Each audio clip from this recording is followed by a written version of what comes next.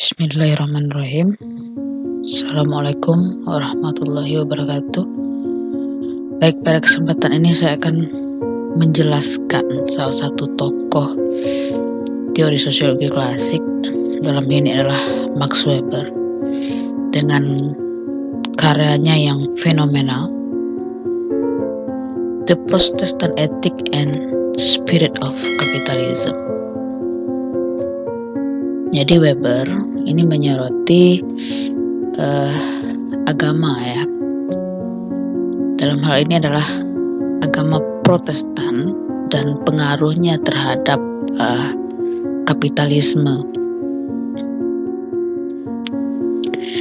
Nah, ketika kita bicara tentang agama dan ekonomi, ini ada hubungan ya. Hubungannya itu yang pertama adalah independen atau sekuler. Artinya agama berjalan di koridornya sendiri dan begitu juga ekonomi. Ya, jadi dia tidak disatukan atau berjalan sendiri-sendiri begitu. Nah, itu hubungan yang pertama ya. Lalu yang kedua, agama mempengaruhi perilaku ekonomi. Nah, ini pola hubungan yang kedua ya. Misalnya dari segi agama itu kan di dalamnya itu kan terdapat nilai-nilai ya. Nah, misalnya nilai kejujuran ya, kepercayaan, hemat, lalu di dalamnya juga ada etos kerja begitu. Jadi kalau misalnya seseorang itu dalam melakukan aktivitas ekonomi, nah itu harus memiliki nilai-nilai kejujuran ya. Kita misalnya jualan begitu, nah kalau yang asli ya asli begitu, tidak dicampur dengan yang palsu begitu. Nah, itu kan nilai kejujuran. Lalu ada kepercayaan ya dalam transaksi ekonomi ya. Kalau misalnya tidak ada kepercayaan, maka saya pikir transaksi ekonomi itu tidak akan berjalan dengan secara kontinu ya. Jadi harus ada kepercayaan. Ya, seseorang akan meminjamkan ya uangnya kepada orang lain. Nah, itu kan ada trust di situ ya, bahwa seseorang itu suatu saat pasti akan mengembalikan uang yang dipinjamkan. Nah, itu nilai di dalam agama ya. Jadi kita harus membangun kepercayaan ya. Bagaimana orang bisa percaya kepada kita. Nah, lalu ada juga hemat ya. Nah, agama mengajarkan ya, hidup itu hemat ya. Kalau dalam Islam dikatakan bahwa menghambur-hamburkan uang atau mubazir, nah itu adalah sifatnya syaitan. Nah, jadi di dalam agama, nah itu dianjurkan untuk hidup secara hemat. Lalu juga ada etos kerja ya. Nah, jadi Max Weber juga melihat ada etos ya di dalam agama ya. Ada nilai di dalam agama yang nantinya akan mempengaruhi ya etos kerja. Nah, kalau misalnya di dalam Islam ya, ada ayat yang mengatakan bahwa bekerjalah kamu seolah-olah kamu hidup 1000 tahun lagi, dan beribadahlah kamu seolah-olah kamu mati esok hari. Nah, itu kan agama itu mengajarkan bahwa kita harus bekerja. Nah, seperti itu ya. Nah, jadi agama mempengaruhi perilaku ekonomi ya. Perilaku ekonomi itu kan terkait dengan produksi, konsumsi, dan distribusi. Lalu di dalam agama juga dijelaskan ya, misalnya halal haram gitu ya. riba atau jual beli itu seperti apa ya, ada akadnya dan lain sebagainya. Nah, ya, kalau misalnya aktivitas ekonomi itu dipengaruhi oleh agama, ya seperti di Indonesia misalnya ya. Nah, setiap produk yang diluncurkan itu harus ada sertifikat halalnya. Nah, itu kan menjamin rasa menjamin rasa agar umat muslim itu tidak khawatir atas apa yang dia konsumsi begitu. Maka harus ada sertifikat halal dan haramnya. Nah, itu kan berbeda dengan hubungan ekonomi dan agama yang bersifat sekuler ya atau independen. Ya terserah gitu ya. Mau jual yang haram boleh, mau jual yang ada ribanya juga itu terserah gitu. Itu yang bersifat independen. Tetapi ketika agama mempengaruhi perilaku ekonomi, nah itu akan ada ya, orang tidak akan memproduksi sesuatu yang haram. Ya, orang tidak akan misalnya membuat produk dendeng babi gitu misalnya di Indonesia. Itu dilarang. Riba juga begitu ya. Nah, di Indonesia ya banyak ya bank-bank yang berbasis syariah. Ini juga untuk memenuhi konsumen yang beragama Islam yang tidak mau hartanya dicampuri dengan harta riba seperti itu. Nah, juga ada positif dan negatifnya ya. Artinya ya, agama ini juga bisa ya mempengaruhi perilaku seseorang ya, perilaku ekonomi dalam hal ini ya, dalam hal yang positif ya, seperti yang saya contohkan tadi ya, bahwa di dalam ajaran agama itu bekerjalah kamu seolah-olah kamu hidup 1000 tahun lagi. Nah, tetapi kalau yang negatif bisa juga ya, misalnya mengutip ayat bahwa sudahlah rezeki itu sudah diatur gitu. Nah, kalau Karl Marx itu kan melihat agama itu dari sisi negatif ya. Religion is the opium of the people ya, bahwa agama itu adalah candu daripada masyarakat, di mana dalam hal ini buruh ya itu berada dalam kesadaran palsu. Dia dininabobokan bahwa mereka tidak menyadari ya bahwa mereka itu tertindas ya. Mereka hidup sepertinya mereka hidup itu menginginkan bahwa ya sudahlah gitu ya. Artinya surga itu untuk orang-orang yang sabar gitu. Jadi buat nggak apa-apa menderita di dunia asal nanti di akhirat itu berbahagia gitu, mendapatkan surga. Nah, seperti itu kan bernada negatif gitu. Nah, kalau Max Weber ini dia melihat agama ya dalam hal yang positif ya, bahwa agama itu bisa meningkatkan pertumbuhan ekonomi. Nah, itu nanti seperti apa penjelasannya ya, akan kita lihat di slide yang berikut ya. Nah, hubungan yang berikutnya adalah ekonomi mempengaruhi perilaku agama ya. Nah, misalnya ya tidak akan sama gitu ya perilaku agama orang-orang yang berada pada strata sosial tertinggi dengan orang-orang yang strata sosialnya di bawah. Artinya begini ya, kalau di dalam Islam ya, naik haji itu adalah bagi orang yang mampu ya, dia bisa naik haji berkali-kali walaupun wajibnya pun hanya 1 kali gitu. Nah, tetapi bagi orang yang ekonominya di bawah ya, untuk memenuhi kebutuhan sehari-hari saja susah, saya pikir ya untuk naik haji gitu ya, perjalanan wisata religi begitu mengeluarkan banyak biaya, saya pikir nah ini akan sulit. Nah, jadi ekonomi akan mempengaruhi perilaku agama. Ya, seseorang bisa mengkonsumsi hijab yang branded gitu ya.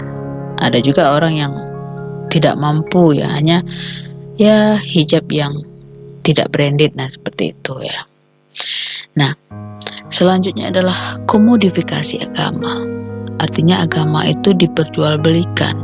Komodifikasi ini adalah suatu barang yang memiliki nilai guna diubah menjadi nilai tukar. Nah, jadi agama dikomodifikasi. Nah, itu tadi misalnya jilbab itu kan simbol ya, simbol bahwa seseorang itu ya muslimah. Nah, hijab itu kita pernah mendengar ada hijaber community. Nah, itu kan style atau fashion jilbabnya itu kan berbeda ya. Nah, kalau mau masuk ke dalam community hijabers itu ya harus mengikuti gaya hijab seperti mereka ya, modis, lalu mereka ada fashion show-nya dan lain sebagainya ya. Nah, seperti itu. Inilah 4 pola hubungan antara ekonomi dan agama. Nah, tadi Marx melihat agama ya dari sisi negatifnya. Nah, sementara Weber itu kontradiktif ya dengan Marx ini. Dia berseberangan dengan Marx. Kalau Marx itu mengatakan bahwa agama itu tidak memberikan pencerahan bagi masyarakat. Kenapa? Karena agama itu merupakan candu ya, bahwa agama itu adalah opium bagi masyarakat ya. Kalau sudah candu itu kan berarti orang-orang itu kan lupa ya, dia hidupnya di atas langit tapi dia lupa bahwa dia berpijak di bumi. Nah, seperti itu ya. Dimana dalam sistem kapitalisme itu ya, ini menurut Marx ya, bahwa kapitalisme itu ya di dalamnya ada tindakan eksploitatif kaum yang memiliki modal terhadap proletar ya. Nah, proletar inilah ya dinabobokkan ya oleh agama ini tadi, bahwa mereka tidak sadar bahwa mereka itu dieksploitasi ya. Mereka menciptakan kesadaran palsu. Nah, seperti itu ya.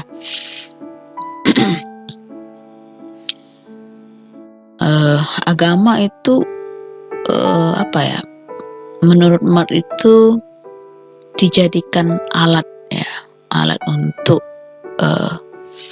sebagai pembenaran ya, pembenaran terhadap praktik-praktik eksploitatif itu. Nah, jadi jadi Marx itu melihat agama dari sisi negatifnya. Nah, sementara Weber ini dia melihat bahwa di dalam agama, dia melihat agama Protestan ya, itu melahirkan prestasi ekonomi yang luar biasa. Kenapa? Karena di situ ada nilai-nilai ya, nilai-nilai yang dikembangkan atau dijalankan oleh penganutnya begitu ya. Dalam hal ini adalah agama Protestan. Nah, jadi Weber ya dia menemukan, dia meneliti, lalu inilah temuan daripada penelitian itu, bahwa dia melihat bahwa para pemimpin dagang dan para pemilik kapital ya, dan juga para pekerja terlatih tingkat tinggi, khususnya staf industri modern yang terlatih ya, itu ya, cenderung didominasi oleh kelompok Protestan. Nah, sedangkan ya, Weber melihat bahwa orang Katolik itu lebih kalem ya. Mereka itu motivasinya ya untuk meraih sesuatu itu lebih rendah gitu. Jadi mereka lebih menekankan nilai yang hidup yang aman ya, nyaman, meskipun ya pendapatan yang mereka peroleh itu kecil ya. Mereka lebih suka seperti itu dibandingkan hidup yang penuh tantangan ya, penuh gairah, yang dapat membawa kehormatan dan kekayaan. Tapi mereka memilih berada di zona aman ya, nyaman. Nah, jadi ada semacam guyonan yang populer ketika itu bahwa ya, memilih ya, makan enak atau tidur nyenyak. Nah, dalam kasus di atas ya, orang Protestan itu lebih suka makan enak ya, sementara orang Katolik lebih suka tidur nyenyak ya. Jadi kalau orang yang lebih suka tidur nyenyak ya mereka makan nggak terlalu, ya sudahlah gitu ya, yang apa saja gitu. Nah, tapi kalau orang yang suka makan enak, otomatis kalau mau makan enak mereka kan harus berusaha kan untuk mendapatkan makanan enak itu. Nah, barulah kemudian dia bisa tidur nyenyak. Kalau Katolik ini ya berbeda. Nah, seperti itu ya. Kapitalisme itu menurut Weber adalah pencarian laba ya secara terus-menerus ya, dengan perangkat kapital secara rasional ya. Jadi mencari uang ya, lalu menghasilkan laba ya atau keuntungan ya, lalu diinvestasikan nantinya ya, bagaimana mereka mendapatkan kekayaan itu ya, usaha-usaha yang dilakukan ya secara rasional. Nah, di dalam spirit of capitalism itu ya disebutkan ya, calling to make more money as an end itself and to work hard for its own sake as a sign of salvation. Salvation ya, artinya bahwa di dalam spirit of capitalism ya, semangat kapitalisme, di situ ada panggilan untuk ya menghasilkan uang yang banyak begitu ya, lalu bekerja keras ya sebagai tanda bahwa seseorang itu terselamatkan ya, sebagai tanda dia diselamatkan. Nah, ini nanti terkait dengan doktrin-doktrin yang ada di dalam ajaran Protestan itu ya. Nah, jadi summum bonum atau nilai tertinggi dari etika Protestan ini adalah menghasilkan uang yang lebih banyak ya. Menghasilkan uang ya, more and more, lebih banyak lagi ya, sekaligus dia menghindari hidup yang bermewah-mewahan ya, berpoya-poya. Nah, itu tidak dibenarkan di dalam spirit of capitalism yang diusung oleh etika Protestan ini. Nah, itu ya. Nah, jadi etika Protestan, nah inilah ya merupakan spirit of capitalism-nya.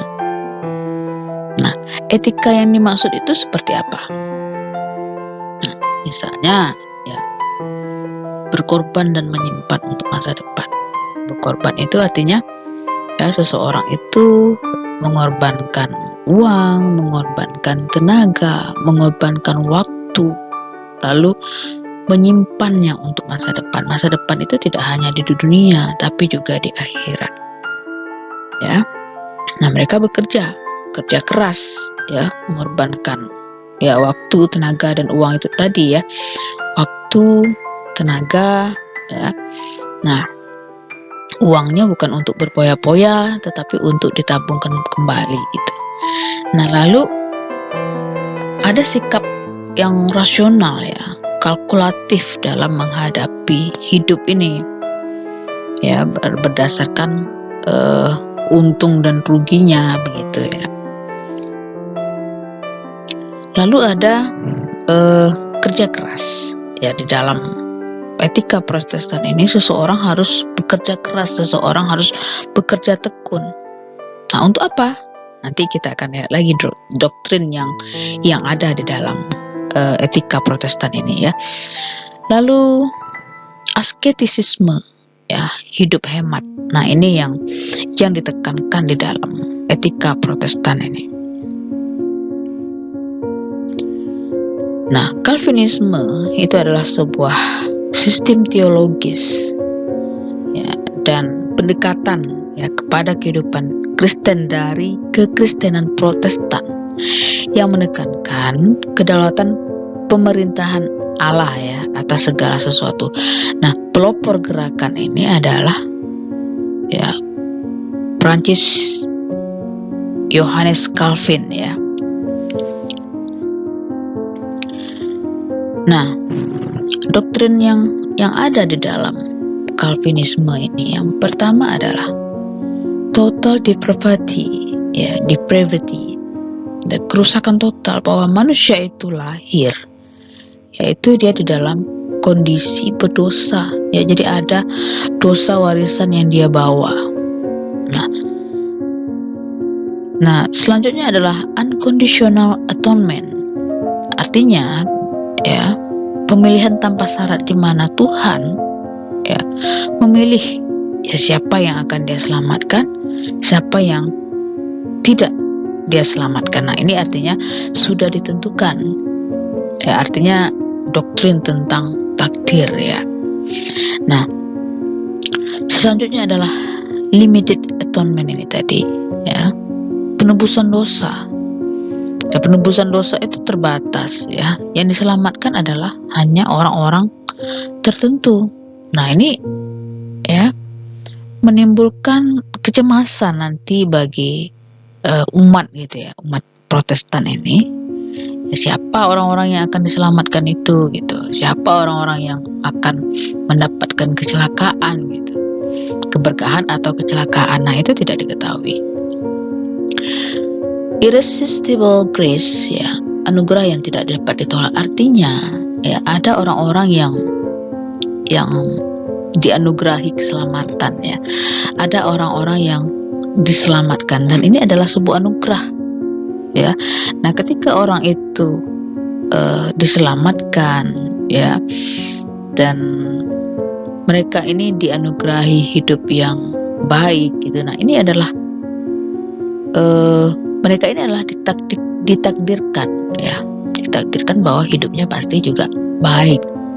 Nah, doktrin yang berikutnya adalah perseverance of the saint ya, ketekunan orang-orang yang kudus. Nah, untuk menunjukkan bahwa kita termasuk orang yang selamat, maka penuhilah panggilan Tuhan. Dengan cara apa? Dengan cara bekerja ya, bekerja keras, dan tentu saja harus sukses di dalam pekerjaan. Nah, itu adalah doktrin yang ada di dalam sistem teologis Calvinisme ini ya. Nah, jadi di dalam ajaran Calvinisme ini ada doktrin predestination ya, artinya bahwa keselamatan seseorang itu telah ditetapkan oleh Tuhan. Ya, siapa yang akan diselamatkan, siapa yang tidak, siapa yang diberkahi, siapa yang mendapat celaka. Nah, itu sudah ditakdirkan. Nah, pemahaman tentang takdir ini ya menuntut adanya kepercayaan ya, bahwa Tuhan telah memutuskan tentang keselamatan dan kecelakaan, seperti yang saya sebutkan tadi ya. Siapa yang akan diselamatkan, siapa yang akan mengalami hal yang celaka begitu ya. Nah, ini adalah sebuah takdir ya. Nah, persoalannya adalah kehendak Tuhan itu tidak bisa diinterpretasi dan tidak bisa diketahui. Siapa? Apakah saya ya yang akan diselamatkan ataukah Anda begitu ya. Nah, jadi tidak seorang pun yang tahu ya, dan orang tidak mengetahui ya, apakah dia itu adalah salah seorang yang terpilih. Nah, dalam kondisi seperti ini, ya, dalam kondisi yang tidak jelas begitu ya, siapa yang akan selamat, siapa yang tidak, siapa yang akan dipilih, siapa yang tidak, ya, yang diberkahi atau yang dicelakai. Nah, orang-orang mengalami panik, ya, kecemasan, anxiety, kecemasan begitu ya. Nah, jadi seseorang sebenarnya harus mengatasi kepanikan itu, ya, mengatasi kecemasan itu. Nah, maka ya,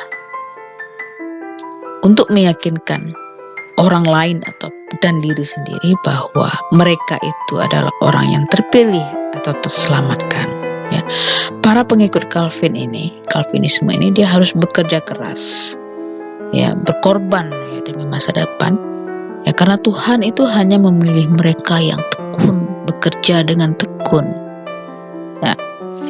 Nah, kenapa? Karena semua aktivitas dunia ini adalah untuk melayani Tuhan secara tekun, ya.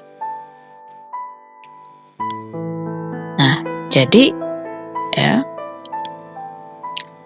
supaya mereka itu mengatasi kecemasannya, maka mereka harus berhasil. Kenapa? Ya, karena keberhasilan di dunia itu itulah tanda keberkahan seseorang, ya. Kenapa? Ya, orang itu ya harus berpikir bahwa ya, seseorang itu tidak akan berhasil tanpa diberkahi Tuhan. Jadi kalau keberhasilan seseorang di dunia, nah itu karena keberkahan Tuhan, ya, dia dianugerahi. Nah, oleh karena itulah ya, keberhasilan itu adalah sebuah tanda keterpilihan. Ya, keberhasilan itu sebuah tanda keberkahan. Ya, keberhasilan di dunia adalah tanda keberkahan, dan keberhasilan itu adalah tanda keterpilihan seseorang, ya, diselamatkan oleh Tuhan. Nah, untuk mencapai keberhasilan, ya, seseorang itu tentu saja harus melakukan aktivitas kehidupan. Ya, aktivitas kehidupan itu ya macam-macam, ya, termasuk aktivitas ekonomi, politik, ya, macam-macam, ya, budaya begitu. Itu dilandasi oleh disiplin dan hidup yang bersahaja, menjauhi kehidupan yang hedonis, ya. Nah, ini adalah didorong oleh ajaran keagamaan, ya.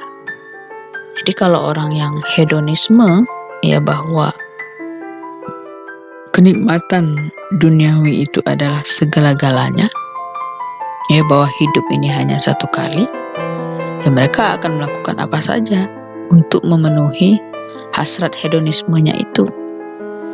Nah, di dalam etika Protestan, hedonisme, ya, kenikmatan duniawi adalah segalanya, mengkonsumsi barang-barang mewah gitu ya, berpoya-poya. Nah, itu tidak dibenarkan di dalam etika Protestan ini, di dalam ajaran Calvinisme ini, ya. Jadi di dalam melakukan aktivitas kehidupan, ya, itu harus dengan semangat, harus dengan disiplin, ya. Lalu mereka harus hidup hemat, ya. Orang bekerja keras lalu dia menghasilkan uang yang banyak begitu, ya. Nah, itu bukan untuk dinikmati untuk kesenangan duniawi, ya, berpoya-poya. Nah, inilah sebuah paradoks sebenarnya, ya. Artinya ketika kita bekerja keras lalu kita menghasilkan uang, tapi uangnya tidak untuk kita nikmati begitu, ya, untuk senang-senang, tetapi dia harus, ya, diinvestasikan kembali, ya, harus ditabung. Nah, sehingga misalnya suatu perusahaan ketika dia sukses begitu, ya, dia akan buka cabang kedua, cabang ketiga, cabang keempat. Nah, muncullah kapitalisme itu gitu. Keberhasilan di dunia itu adalah tanda keselamatan seseorang di akhirat. Jadi dia harus berhasil dulu di dunia, harus sukses dulu di dunia. Maka barulah dia bisa sukses di akhirat begitu. Nah, kelompok Calvinis menegaskan kewajiban untuk menunjukkan bukti keselamatan mereka. Nah, semuanya akan berhasil itu dengan usaha yang rasional. Jadi usaha yang rasional untuk mengejar keberhasilan itu. Kalau kita di Indonesia kalau mau kaya harus praktek-praktek persugihan dulu atau melihara yang makhluk-makhluk tuyul misalnya seperti itu ya. Nah, ini kan tidak rasional gitu ya. Nah, kalau dalam spirit kapitalisme yang diusung oleh etika Protestan ini, orang itu harus bekerja dengan usaha yang rasional ya, sehingga dia nanti akan berhasil begitu. Lalu juga didukung oleh kontrol diri ya. Ketika uang itu didapat, mereka harus mengontrol diri untuk tidak hidup berpoya-poya, bermewah-mewah gitu ya. Lalu ada disiplin diri ya, tidak boleh malas-malasan begitu ya. Lalu menghindari kenikmatan sesaat ya, dan menghindari segala hal yang menjauhkan diri dari kerja. Nah, jadi kerja ya, ini adalah poin penting di dalam etika Protestan ini. Every hour lost is lost to labor for the glory of God. Ya, jadi setiap detik yang berlalu itu adalah hanyalah untuk bekerja untuk keagungan Tuhan. Jadi bekerja itu dalam rangka untuk mengagungkan Tuhan, bekerja itu dalam rangka ibadah begitu. Nah, jadi ketika bekerja itu dalam rangka ibadah, maka dia akan diberkahi begitu. Nah, tadi ada aktivitas kehidupan ada panggilan calling dalam bahasa Jermannya adalah Beruf. Nah, Beruf itu memiliki dua makna. Yang pertama adalah bermakna pekerjaan di mana suatu aktivitas untuk dapat bertahan dalam kehidupan. Jadi kalau kita mau survive kita harus bekerja nggak mungkin dong rezeki itu tiba-tiba datang aja dari langit kan. Jadi kita harus bekerja harus bisa survive bukan dengan malas-malasan. Nah, jadi bekerja ini dalam rangka ibadah ini ya. Nah, lalu yang kedua memiliki arti sebagai calling suatu panggilan ilahiyah suatu panggilan suci dari Maha Kuasa. Ketika bekerja itu sebagai sebuah calling, sebagai sebuah panggilan, maka seseorang akan mendedikasikan segala aktivitas duniawi ini adalah untuk mengagungkan Tuhan. Bekerja itu adalah untuk mengagungkan Tuhan. Toh harta yang dibawa kalau dalam Islam itu kerja itu dalam rangka ibadah gitu ya. Harta dunia ini adalah untuk kebaikan atau untuk keberkahan di akhirat begitu. Jadi misalnya kalau dalam Islam itu ada sedekah, itu kan tabungan surga sebenarnya ya. Nah, dimana di dunia itu habis tapi dia dicatat di surga seperti itu. Nah, dalam perspektif ini orang melakukan pekerjaan dengan sungguh-sungguh lalu semaksimal mungkin sehingga efektivitas efisiensi, rasional, lalu sikap tanggung jawab dalam menggunakan waktu, time is money gitu ya. Nah, ini semua diperhitungkan dikalkulasikan di dalam etika Protestan itu. Nah, jadi secara garis besarnya bagannya seperti ini ya. Jadi ada tesis perkembangan kapitalisme itu didorong dari etika Protestan. Ya, di dalamnya itu ada doktrin Calvinis tentang takdir. Apakah seseorang itu akan mengalami keselamatan atau kecelakaan? Ketidaktahuan akan hal ini, ya, pilihan Tuhan bahwa dia akan selamat ataupun celaka itu menimbulkan kecemasan atau panik. Nah, jadi untuk mengatasi rasa panik itu, ya seseorang ya harus berhasil di dunia ini, harus bekerja. Ya, kalau untuk berhasil kan harus bekerja. Nah, berhasil itu adalah tanda keberkahan, tanda keterpilihan seseorang. Nah, jadi aktivitas kehidupan, ya termasuk ekonomi dan politik, nah itu adalah sebuah panggilan suci ya, birth is calling.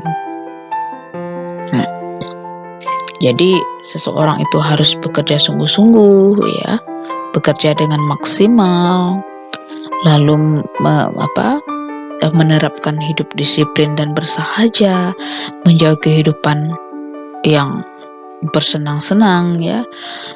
Dan ini didorong oleh ajaran keagamaan dari etika Protestan itu. Ya, sehingga berkembanglah kapitalisme di barat ya, di Eropa begitu. Karena Protestan etik ini, dan melihat membandingkan antara agama Protestan dan Katolik itu tadi di awal sudah saya jelaskan ya, bahwa temuan Mark itu ya terhadap pemeluk agama Protestan dan Katolik ketika itu ya. Nah, jadi doktrin Calvinisme ini adalah memberi daya dorong psikologis bagi rasionalisasi dan sebagai perangsang yang kuat dalam meningkatkan pertumbuhan sistem ekonomi kapitalis dalam tahap-tahap pembentukannya. Ya, jadi sebagai pendorong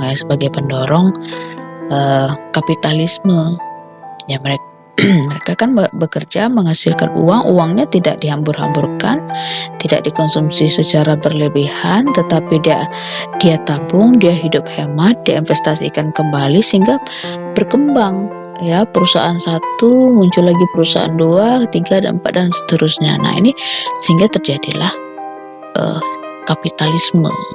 Nah, di kerja keras ditambah dengan sikap asketisisme, dan itu hasilnya adalah uang ya, ada akumulasi laba ya.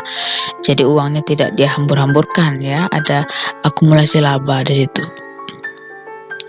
Jadi meluasnya kapitalisme itu adalah konsekuensi ya tidak langsung dari pandangan para Calvinisme dan rasionalisasi dari kepercayaan mereka. Ya, anxiety over afterlife, kecemasan setelah mereka mati. Setelah mati mereka ini akan masuk surga atau neraka. Mereka ini selamat atau celaka. Ada kecemasan di sini. Ya. Nah, mengatasi kecemasan itu orang harus bekerja dengan tekun, bekerja keras dan tekun. Nah, hasilnya apa? Ya, uang yang dihasilkan ya, sehingga ada akumulasi laba di situ, accumulate saving. Ya, tabungan itu bertambah, lalu investment diinvestasikan kembali. Nah, maka muncullah kapitalisme itu tadi, kapitalisme. Nah, itu alurnya begitu ya.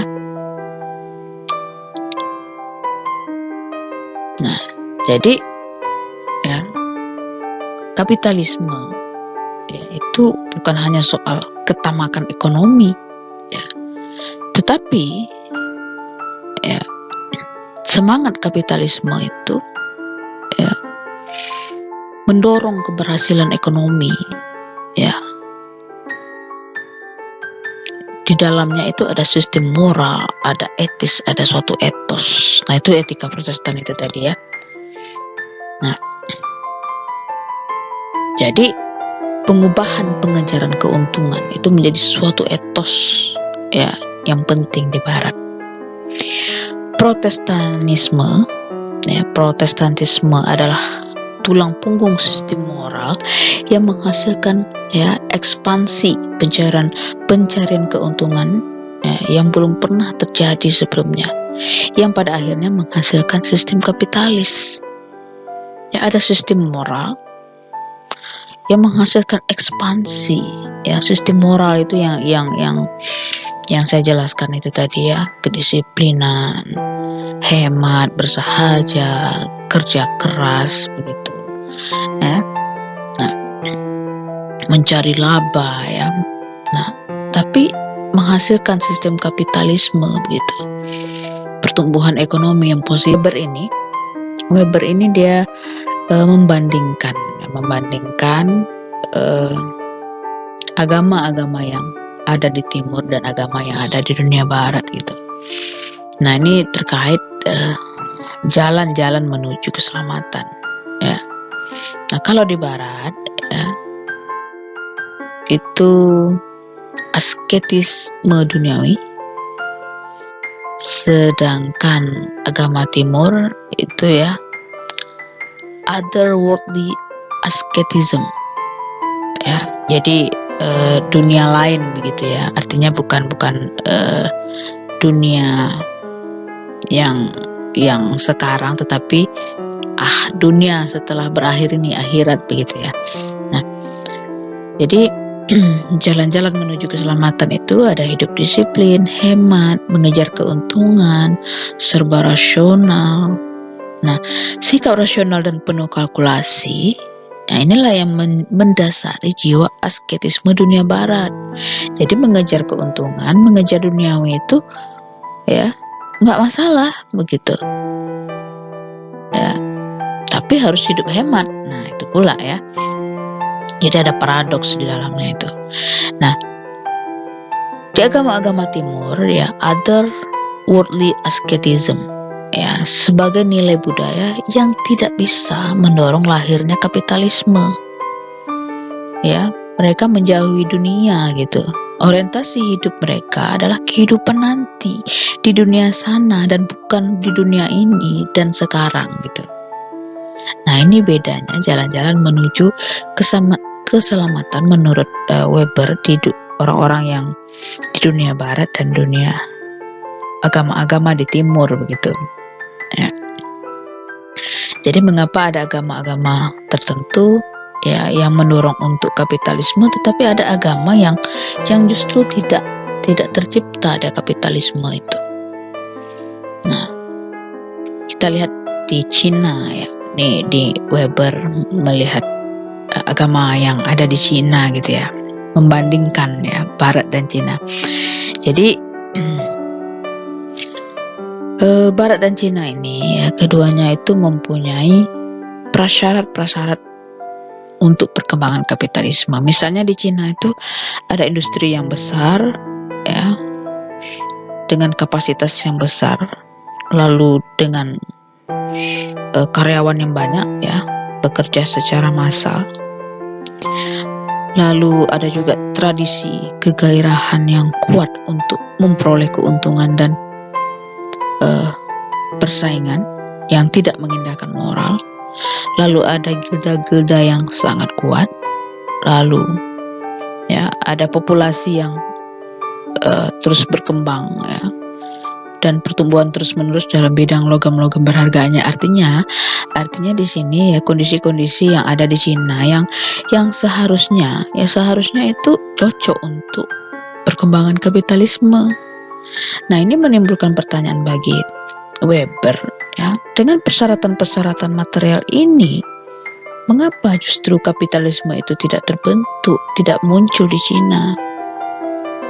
Nah, ternyata ada kendala-kendala sosial, struktural, dan religius di Cina yang menghalangi perkembangan kapitalisme.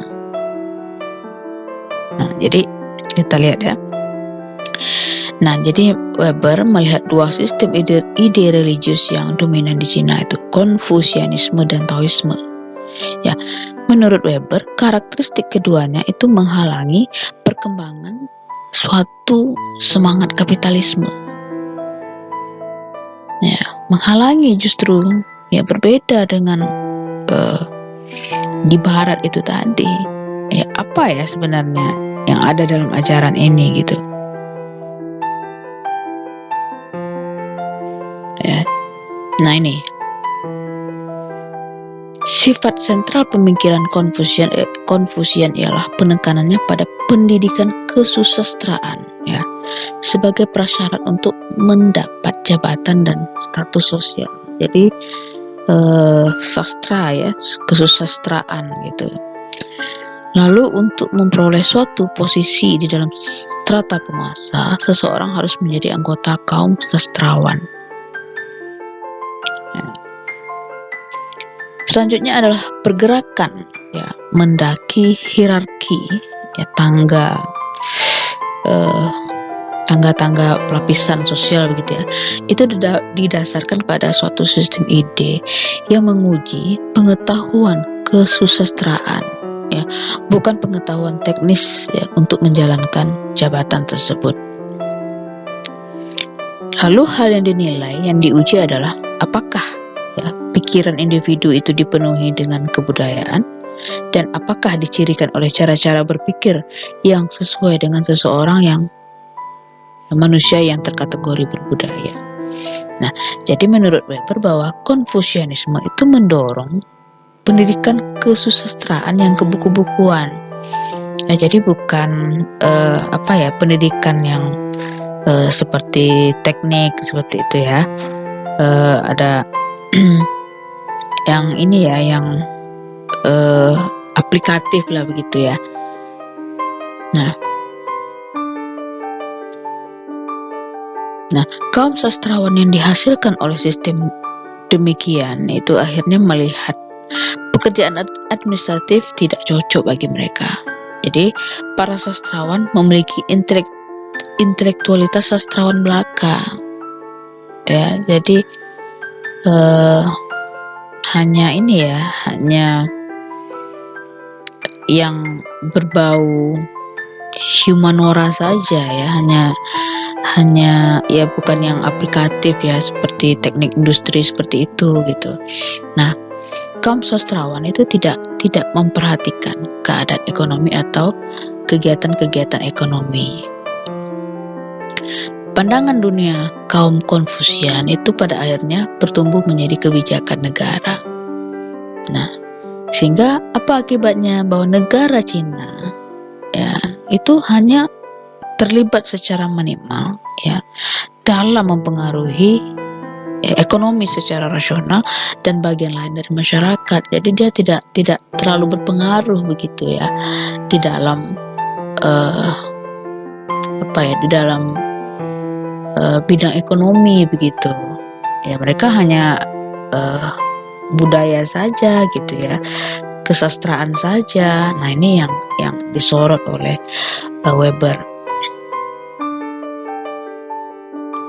Jadi kaum Konfusian ya, menurut Weber itu dia tidak memandang keberhasilan material dan kekayaan sebagai tanda keselamatan ya, seperti yang dilakukan kaum Calvinis ya.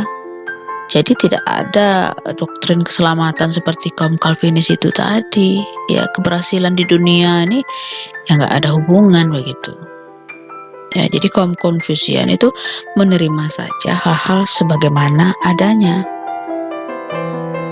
Ya, tidak ada ide keselamatan di dalam Konfusianisme ini, dan kurang ya ketegangan di antara agama dan dunia juga bertindak merintangi munculnya kapitalisme. Ya, tapi kalau di barat tadi kan, bahwa ada kepanikan begitu ya, bahwa mereka ini nanti akan diselamatkan atau tidak. Nah, itu kan ada ide-ide tentang keselamatan kan. Nah, kalau Konfusianisme ini tidak gitu. Nah, jadi seorang Konfusian yang terhormat itu dipandang tidak pantas bekerja meskipun kekayaan dihargai. Keterlibatan aktif di perusahaan yang menguntungkan dipandang meragukan ya secara moral dan tidak pantas di lingkungan seorang Konfusian.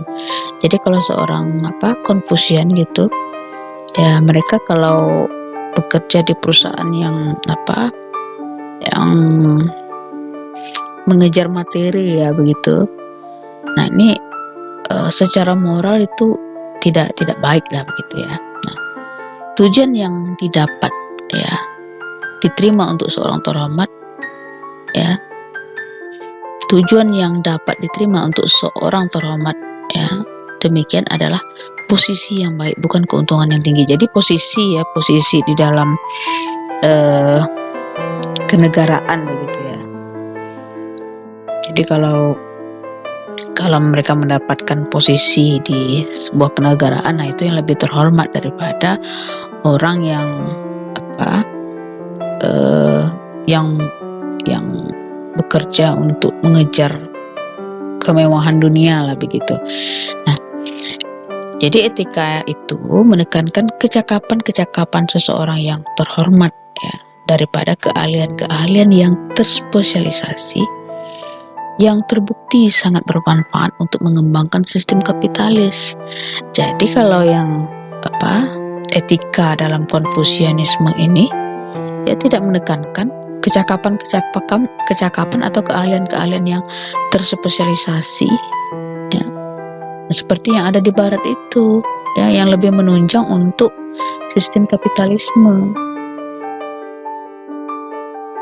Nah, selanjutnya ada Taoisme ya.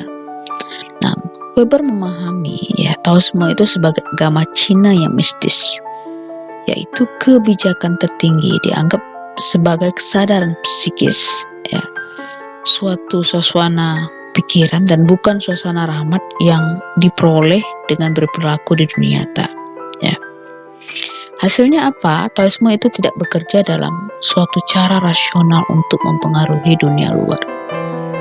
Jadi kalau menurut Weber itu Taoisme itu pada dasarnya tradisional, dan salah satu ajaran dasarnya adalah jangan perkenalkan inovasi-inovasi. Nah ini menurut Weber ya. Cuman apakah argumen yang dilontarkan Weber ya pada masa itu apakah masih relevan saat sekarang ini, yaitu bisa menjadi diskusi kita ya.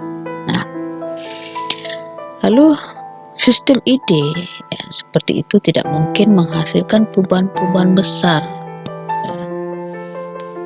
Jadi perubahan-perubahan yang jangkauannya luas seperti kapitalisme itu rasanya impossible gitu dengan etika Konfusianisme dan Taoisme ini ya. Nah, satu sifat bersama Taoisme dan Konfusianisme ialah bahwa keduanya sama-sama tidak menghasilkan ketegangan atau konflik yang cukup di kalangan para anggotanya yang memotivasi mereka melakukan banyak tindakan inovatif. Jadi kurang ini ya, kurang adanya ketegangan sehingga orang tidak terlalu termotivasi untuk melakukan tindakan-tindakan yang lebih inovatif begitu. Nah, Weber juga melihat ya di India, selain di Cina juga dia lihat di India. Nah, ternyata di India juga ketika itu pada kondisi yang sama, tapi kapitalisme tidak terbentuk. Nah, ternyata ya ada sistem kasta yang membangun rintangan-rintangan yang sulit untuk ditumbuh sebagai social mobility ya. Nah, seperti yang Anda lihat ya pada gambar di sini, ini adalah kasta ya. Nah, kasta tertinggi ini adalah Brahmana, lalu ada ksatria, ada pedagang dan profesional, baru pekerja dan pelayan. Nah, ini adalah kasta-kasta yang mereka sudah dapatkan ketika mereka lahir. Nah, jadi strata yang tertinggi itu adalah Brahmana kan. Nah, dalam kasta tertinggi ini ya, Brahmana itu diharapkan dia menghindari kesibukan duniawi ya yang begitu vulgar. Nah, artinya apa? Ketidakacuhan terhadap urusan duniawi, ya. Justru yang dibanggakan adalah religiusitas Brahmana. Nah ini ya sebagai sebagai kondisi yang tidak memenuhi prasyarat ya untuk terciptanya kapitalisme. Jadi bukan seseorang yang miliuner begitu ya, yang strata tinggi, bukan, tetapi Brahmana yang justru menjauhi keuntungan material ya, keuntungan yang di duniawi ini. Nah ini kan sehingga tak terwujud ya, sehingga tak terbentuk ya kapitalisme itu, sama dengan yang di Cina itu tadi ya. Nah ada ide reinkarnasi gitu ya. Nah bagi orang Hindu ya, seseorang itu terlahir ke dalam kasta yang pantas dia terima berkat kebajikan perilakunya di kehidupan sebelumnya. Jadi ada ide reinkarnasi ini bahwa seseorang itu akan menjadi lebih baik ya ketika di dunia ini dia baik gitu. Kalau misalnya dia jahat, nanti dia bisa reinkarnasinya menjadi lebih buruk ya, menjadi hewan misalnya begitu ya. Nah melalui kepatuhan yang setia kepada ritual kasta ya, orang Hindu mendapat manfaat bagi kehidupan selanjutnya.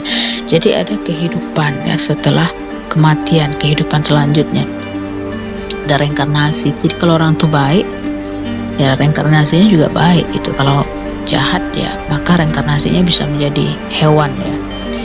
Nah Hinduisme bersifat tradisional di dalam arti bahwa keselamatan diperoleh dengan mengikuti ya, secara setia aturan-aturan ya. Jadi inovasi khususnya di lingkungan ekonomi itu tidak dapat menghasilkan kasta yang lebih tinggi di dalam kehidupan selanjutnya. Jadi orientasi mereka ini adalah kan kehidupan selanjutnya itu ya. Jadi kegiatan di dunia ini tidak penting karena dunia dilihat sebagai hunian sementara dan hanya sebagai suatu perintangan bagi pencarian spiritual. Jadi kalau orang mau untuk mencapai puncak spiritual itu ya, dia harus meninggalkan hal-hal yang duniawi ini ya.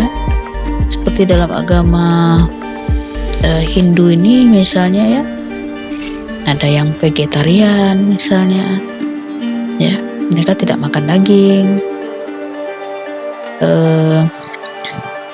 tidak menikah begitu. Nah itu kan mereka melepaskan kenikmatan duniawi ini tadi ya. Mereka lebih mementingkan kenikmatannya setelah di dunia ini, di dunia yang lain begitu ya.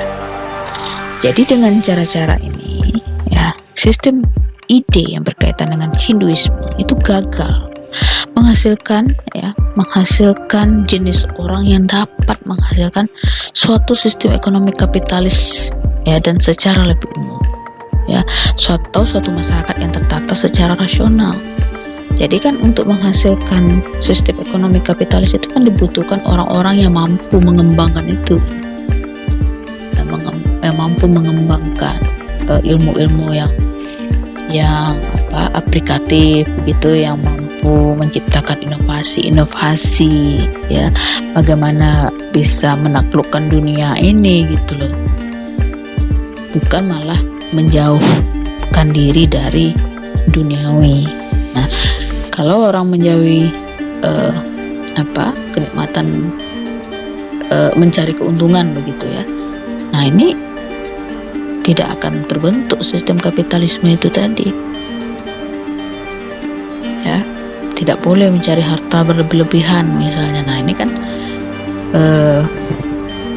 tidak mendorong untuk terciptanya kapitalisme. Oke, saya pikir itu dulu untuk pertemuan kita kali ini. Semoga apa yang saya sampaikan bisa menambah wawasan kita dalam melihat agama ya, agama dalam hal ini secara sosiologis begitu, yang dilihat dari perspektif Max Weber. Saya pikir itu dulu. Wabillahi taufiq wal hidayah. Assalamualaikum warahmatullahi wabarakatuh.